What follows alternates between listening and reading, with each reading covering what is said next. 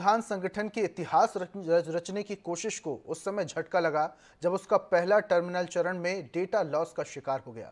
हालांकि बाकी के 3 चरणों में उम्मीद के अनुरूप प्रदर्शन किया और अंतरिक्ष एजेंसी डेटा लॉस के पीछे की वजह का पता लगाने के लिए आंकड़ों का विश्लेषण कर रही है। आइए जानते हैं आखिर इतनी बड़ी कामयाबी के बाद इसरो हताश क्यों है। रविवार सुबह आसमान में छाए रहे बादल। सतीश धवन अंतरिक्ष केंद्र से SSLV ने भरी उड़ान। अंतरिक्ष से पृथ्वी का अवलोकन EOS-2 का उद्देश्य।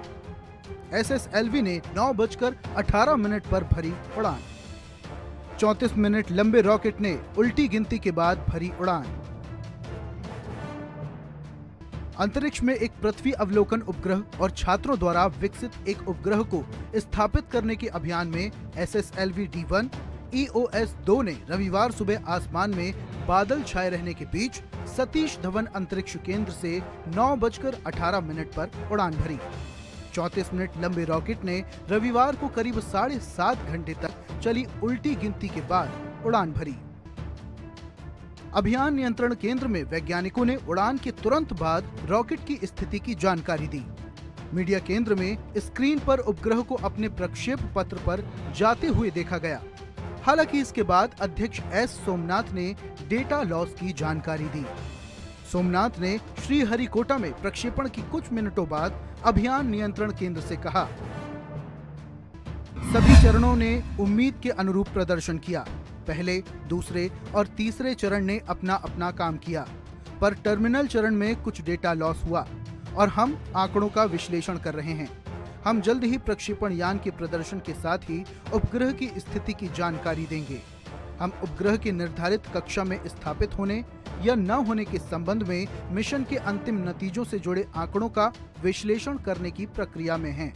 कृपया इंतजार कीजिए, हम आपको जल्द ही पूरी जानकारी देंगे। कई अभियानों के बाद इसरो का SSLV परीक्षण। मिशन की सफलता पर कोई आधिकारिक टिप्पणी नहीं की गई। रॉकेट के आंकड़ों का विश्लेषण कर रहे हैं वैज्ञानिक। पृथ्वी अवलोकन उपग्रह आजादी सेट योजना अनुसार अलग हुए। कई अभियानों की सफलता के बाद इसरो ने SSLV का परीक्षण किया। पृथ्वी की निचली कक्षा में उपग्रह स्थापित करने के लिए इसका उपयोग होगा।